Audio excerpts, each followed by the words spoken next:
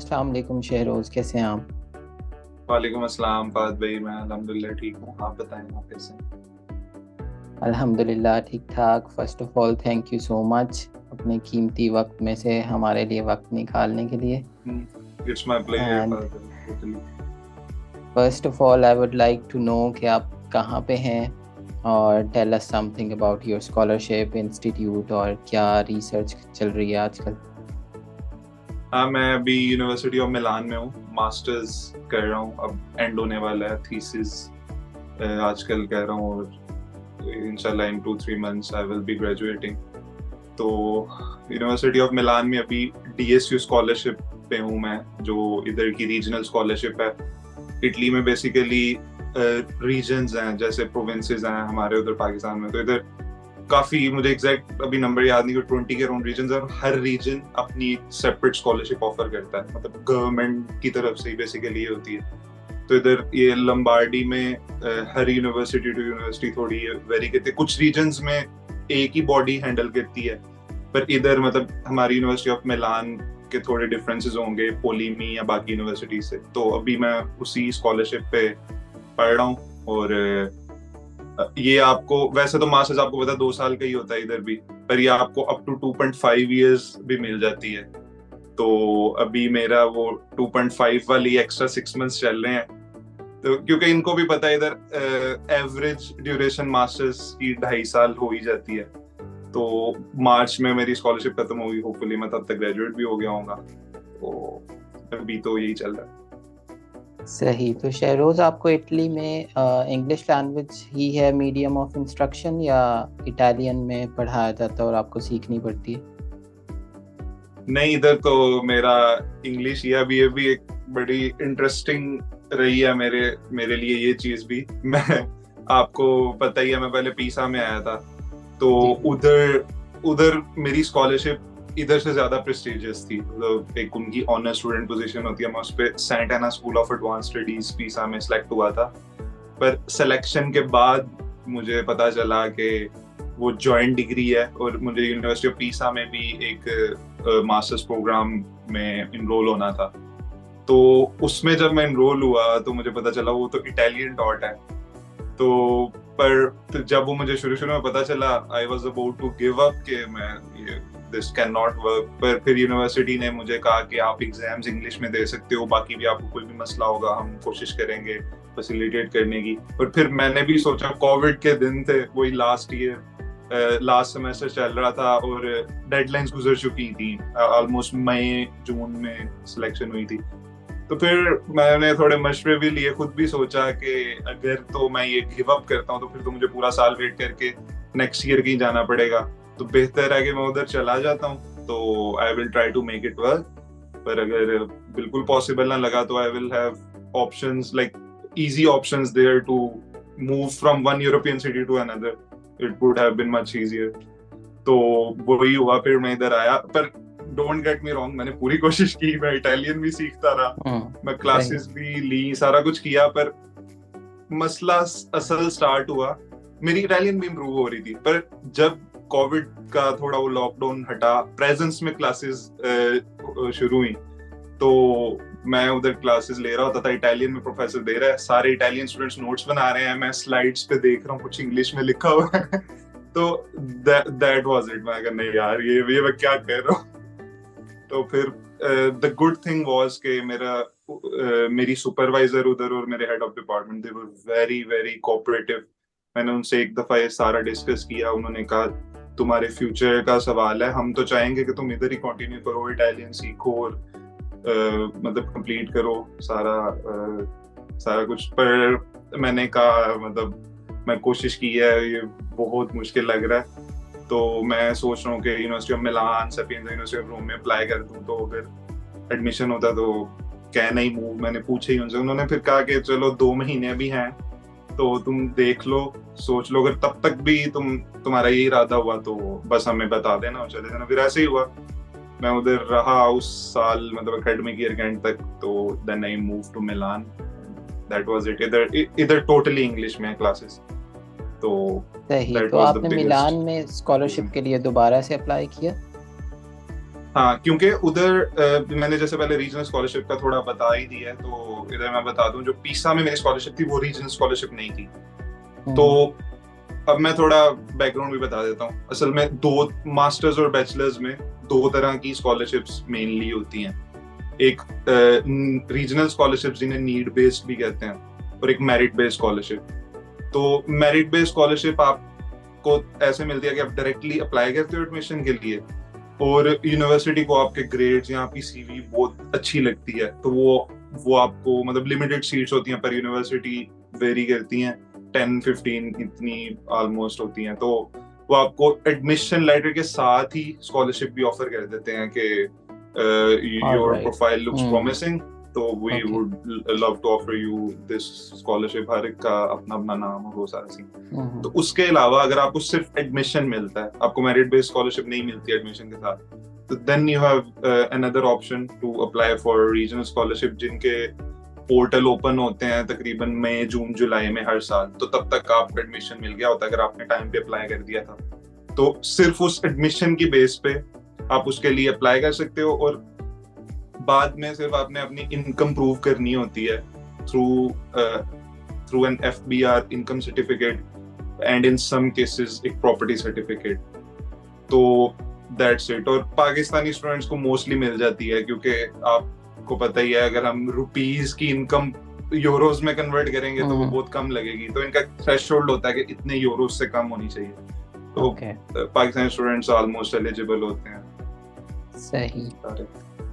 शहरोज, अपनी academic journey के बारे में बताइएगा कि पाकिस्तान में कहाँ से स्टार्ट किया और मिलान तक का सफ़र कैसे अचीव किया। पाकिस्तान में पहले इंटरमीडिएट तो मैंने फॉर्मल क्रिश्चियन कॉलेज लाहौर से किया। तो वही पहले तो यही इरादा था MCAT देंगे, MBBS करेंगे जैसा कि मोस्टली बायोटेक्नोलॉजी में मेरे जितने भी क्लासमेट्स थे सबका यही सीन था। फिर वही एक साल रिपीट भी किया, फिर थोड़े वो कुछ परसेंटेज से रह गया, तो बस फिर और कुछ पता ही नहीं था। तो सुना कि बायोटेक्नोलॉजी एक है अच्छी फील्ड, तो वही GC यूनिवर्सिटी फैसलाबाद में तब एडमिशंस ओपन थे, बाकी में तब तक वो भी क्लोज हो गए हुए थे। तो फिर उधर अप्लाई किया, उधर आए। पर ये है कि ऐसा ऐसा थोड़ा पता चला कि चलो बुरी चॉइस नहीं थी, इतनी सही है, आ गए हैं, मतलब ठीक ही है जैसे भी आए हैं, पर अब बस फोकस करते हैं। तो इरादा शुरू से था, मतलब शुरू से तो नहीं, पर बैचलर्स के स्टार्टिंग ईयर से थोड़ा इरादा बन गया कि मास्टर्स इंशाल्लाह बाहर से ही करेंगे। तो उसके बाद फिर बस लास्ट सेमेस्टर में कोविड आया। बस एक लकीली मैंने एक चीज की कि कोविड की वजह से जो लॉकडाउन हुआ उससे एक वीक पहले मैंने आइल्स दे दिया, क्योंकि मैंने तब सोचा कि यार बहुत लेट होता जा रहा है, मार्च से आ गया और इतनी स्कॉलरशिप्स की डेडलाइंस भी गुजर गई हैं, तो अगर अब मैंने यार ये ना दिया अभी तो साल जाया होने के चांसेस हैं। तो वो दे दिया, और बाद में आपको पता है आइल्स बड़ी देर बंद रहा था, स्पेशली प्रेजेंस वाला, और वो ऑनलाइन भी लेट शुरू हुआ था। फिर उसका मुझे ये फायदा हुआ कि लॉकडाउन के दौरान फिर आइल्स की वजह से वो बंदा मोटिवेटेड होता है कि हाँ यार अब तो आइल्स दिया, अब इसे यूटिलाइज करना। तो घर बैठ के मैं अप्लाई करता रहा, तो बस फिर उसका थोड़ा सिला मिला, और I was in Italy in the start of, I graduated in September 2020, and और 2020 से ही मेरा इटली में मास्टर्स उधर पीसा में शुरू हो गया था। मतलब इसमें ये भी आपको भी शायद स्टूडेंट्स क्वेश्चन पूछते हो कि हम लास्ट ईयर में हैं तो अप्लाई कर सकते हैं, तो इसका आंसर एक मतलब मेरी एग्जांपल है। मैं अभी मेरा रिजल्ट भी नहीं आया था लास्ट सेमेस्टर का, and I got the scholarship, तो यस आप कर सकते हो। ओके, सो इट मींस के इटली में आप होप सर्टिफिकेट और इनकम्प्लीट डिग्री के साथ भी अप्लाई कर सकते हैं। एग्जैक्टली। अब मेरे साथ एक और बड़ा सीन हुआ था। ये डिमांड कर रहे थे कि आपका अगर नहीं आप ग्रेजुएट हुए तो एटलीस्ट आप हर सेमेस्टर की इंडिविजुअल ट्रांसक्रिप्ट एक फाइल में बना के हमें भेज दो। मैंने कहा मेरी यूनिवर्सिटी बंद है लॉकडाउन की वजह से, मैं जाके तो नहीं ले सकता, मैं पोर्टल से स्क्रीनशॉट लेके भेज सकता हूँ। पहले वो कि नहीं वो तो एक्सेप्टेबल नहीं होंगे। फिर उन्होंने आपस में बात की, उनको भी वैसे ये तो पता ही था कि लॉकडाउन तो हर जगह ही लगा है। फिर मैंने स्क्रीनशॉट्स उन्हें भेजे, एंड पे फिर वो भी एक्सेप्ट हो गए, तो उनकी बेस पे भी मुझे वो मिल गई। तो पर वैसे आप स्क्रीनशॉट ना करें, अब तो यूनिवर्सिटीज ओपन है, बस ये है कि हर सेमेस्टर की इंडिविजुअल ट्रांसक्रिप्ट लेके तो 7th सेमेस्टर या कुछ इवन 7th में होते हैं और कह रहे होते हैं उनके लिए 6 सेमेस्टर की ट्रांसक्रिप्ट्स, और जो 8th में है उनके लिए 7 सेमेस्टर की ट्रांसक्रिप्ट्स एक फाइल में अटैच करके 1 बाय 1, और ट्रांसक्रिप्ट की जगह वो अपलोड कर दें और बाकी होप सर्टिफिकेट डिग्री की जगह कर दें, और फिर जैसे ही आप ग्रेजुएट होते हो आपको मिलती हैं फौरन इन्हें सेंड कर दें, तो कोई मसला नहीं होगा। That's good. तो शहरोज, जब डिग्री चल रही होती है यूनिवर्सिटी में तो बहुत सारे स्टूडेंट्स को स्कॉलरशिप्स का और पर्टिकुलरली फुली फंडेड स्कॉलरशिप्स का आइडिया भी नहीं होता कि दे डू एग्जिस्ट। तो आपको ये फुली फंडेड स्कॉलरशिप्स का कॉन्सेप्ट कहाँ से मिला and what motivated you to apply for it, और पर्टिकुलरली इटली को टारगेट करने के पीछे क्या मोटिवेशन थी? इटली का मैंने सबसे पहले अजीम भाई से सुना, तो वो तब ऐसे बता रहे थे कि आपका एडमिशन पहले हो जाता है, फिर स्कॉलरशिप के लिए बाद में अप्लाई करना होता है, जाके मिलती है। तब कोई समझ नहीं आ रही थी कि ये मतलब क्या सीन है, एडमिशन पहले हो जाना है, स्कॉलरशिप जाके मिलनी है। पर फिर जब कोविड में बैठे हुए थे तो तब टाइम काफी था रिसर्च करने का, तो आहिस्ता आहिस्ता खुद जब सर्च की तो फिर पता चला हाँ एग्जैक्टली वैसे ही है और ये इस तरह से होता है।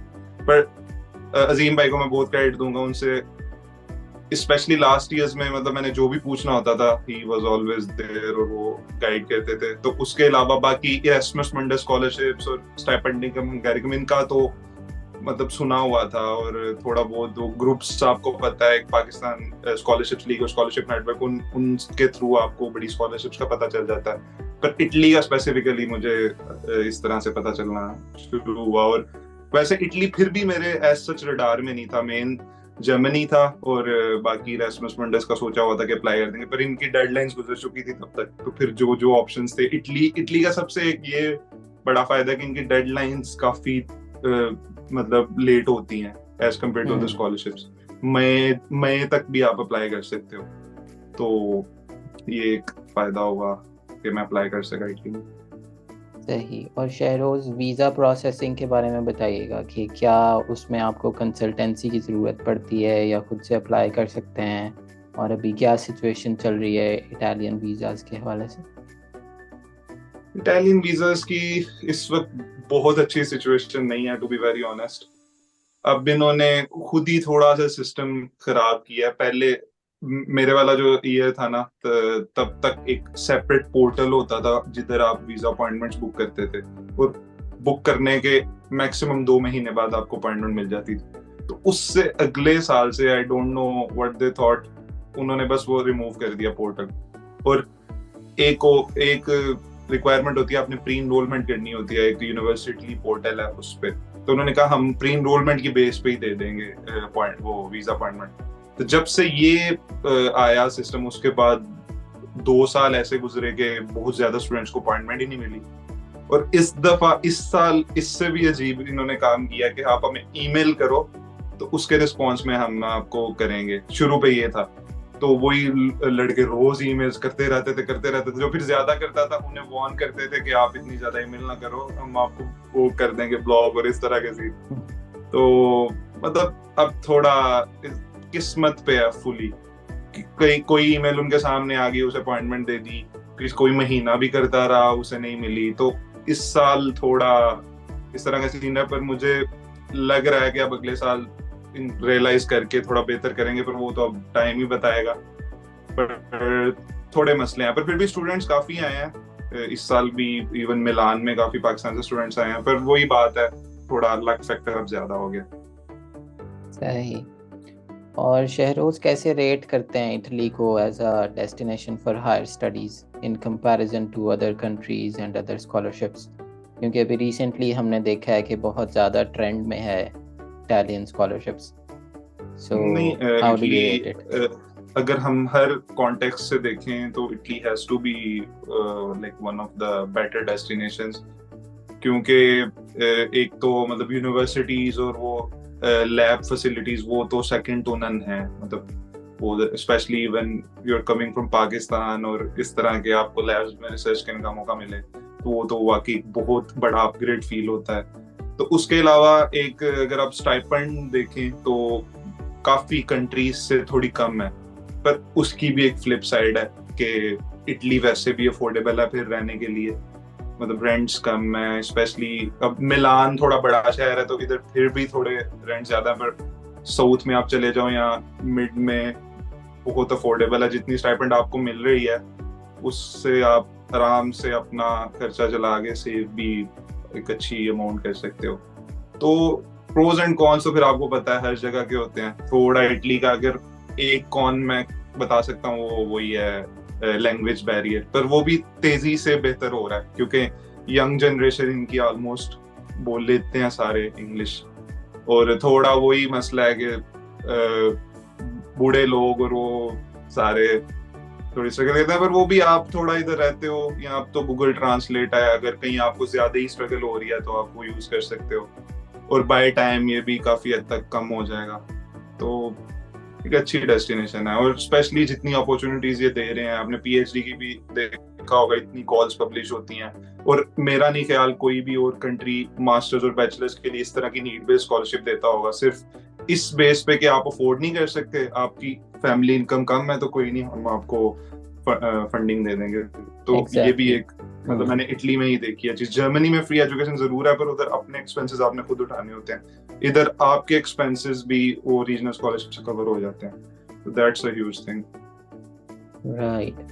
अच्छा शहरोज, ट्रांजिशन करना एक एकेडमिक सिस्टम से लाइक पाकिस्तान में पढ़ के गए हैं आप और फिर इटली चले गए, तो कभी अंडर कॉन्फिडेंट फील किया या ये फील हुआ कि ट्रांजिशन मुश्किल है between the two different academic systems?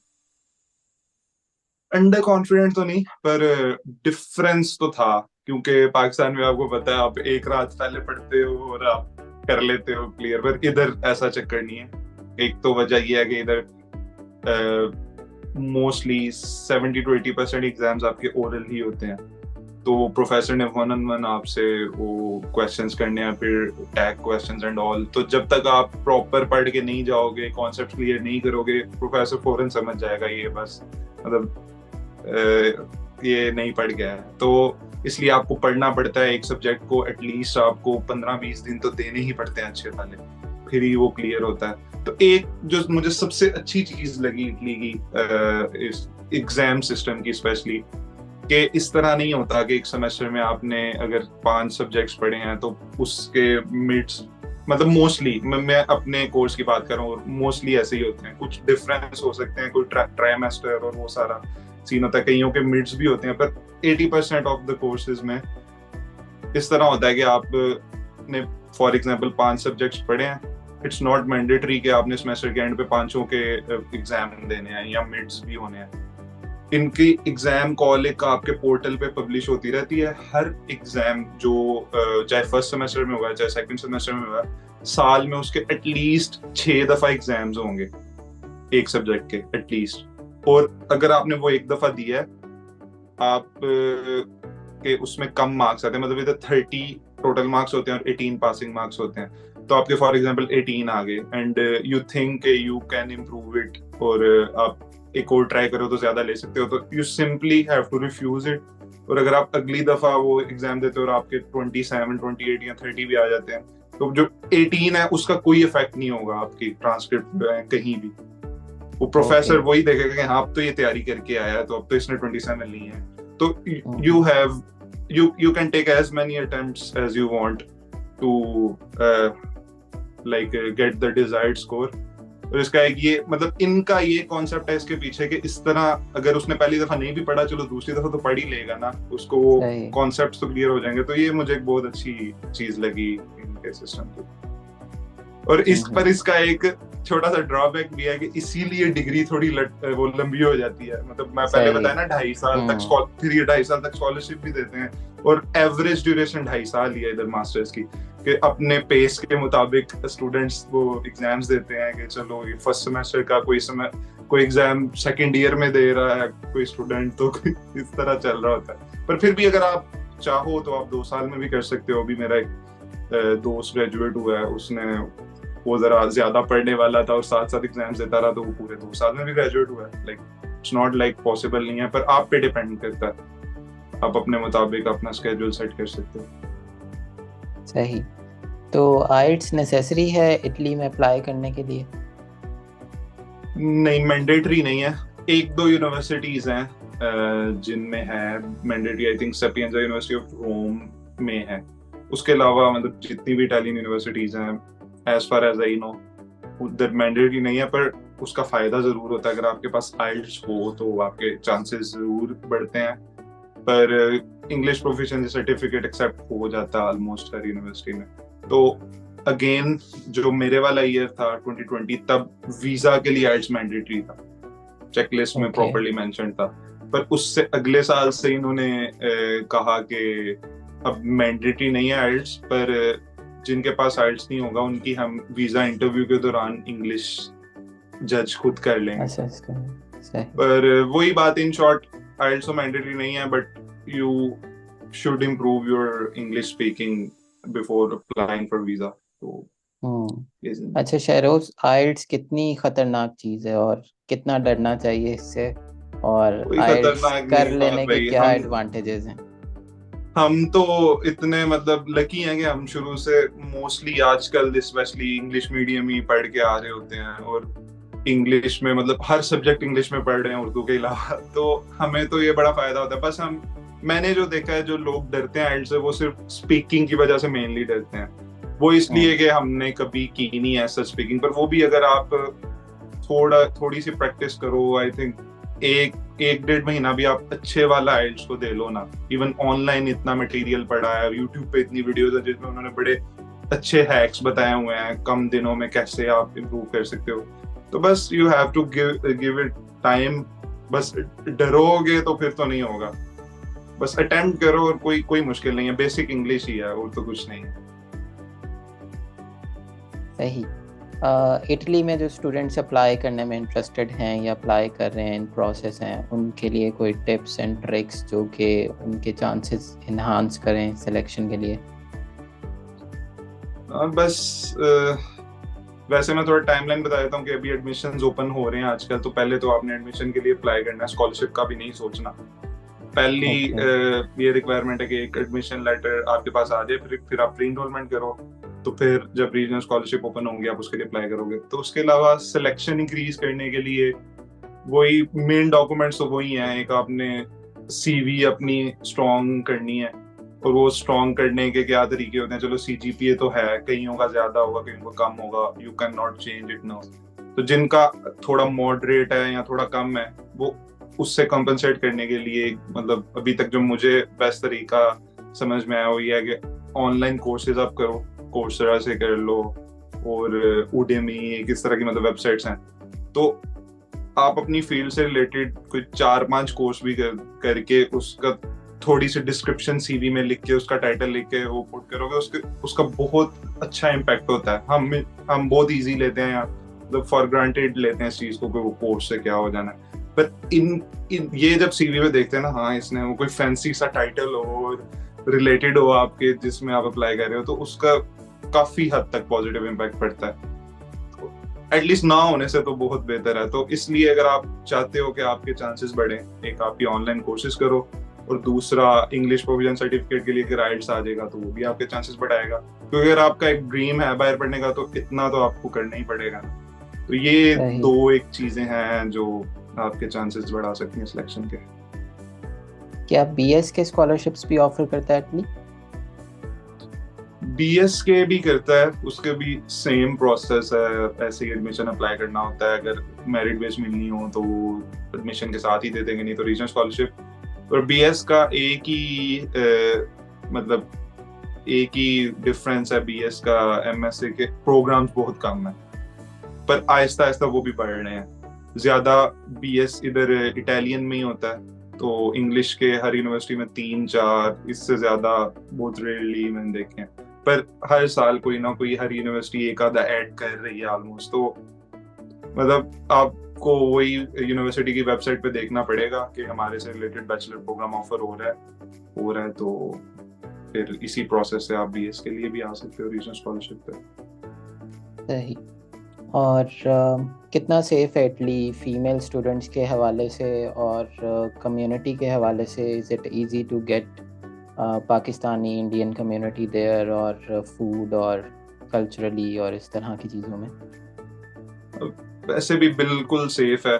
मतलब मैं जितनी भी लड़कियों को भी जानता हूँ, कभी किसी से मैंने थोड़ा सा भी ऐसा कुछ नहीं सुना कि कुछ भी ऐसा वैसा हुआ हो। और एक बड़ा क्वेश्चन आता है कि हिजाब हम पहन सकते हैं उधर?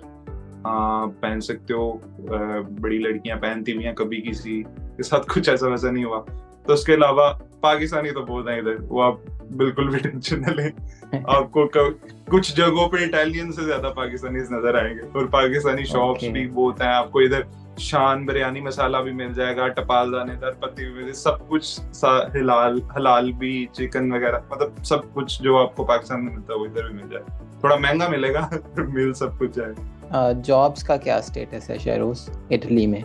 Like if you see Italy as a destination to settle down after getting a degree of masters or PhD, तो उस हवाले से क्या स्कोप है?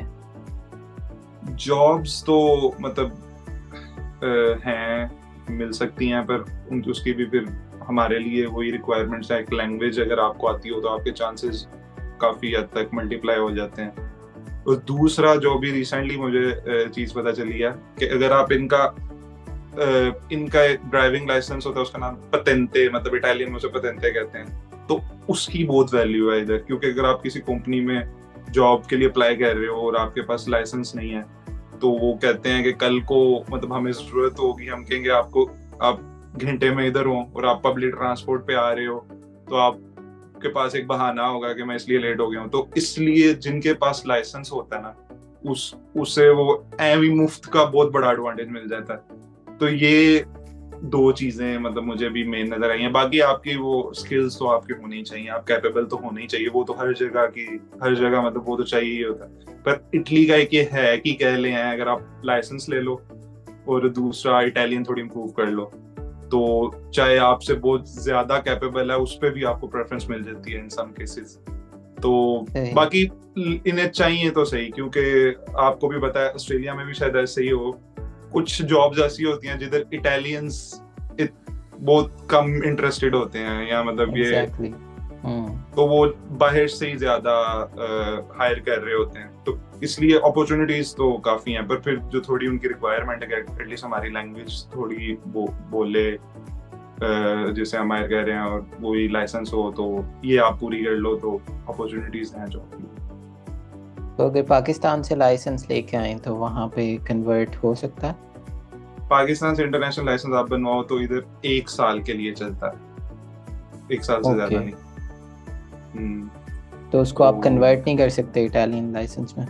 नहीं, ये नहीं है सीन। पहले होता था, पर फिर वही आपको पता है, हम वो थोड़ा ऊपर नीचे लग पड़ते हैं मतलब इस तरह। अब मैं अभी रिसेंटली हंगरी में ये चीज बंद हुई है। मेरा इधर काफी दोस्त हैं जो स्टाइपेंडियम हंगेरियम पे बैचलर्स करके इधर अब मास्टर्स करें मिलान में। मेरा एक दोस्त इस हॉस्टल में भी रहता है, वो बता रहा था कि हंगरी में बन जाता था 1.5-2 साल पहले भी।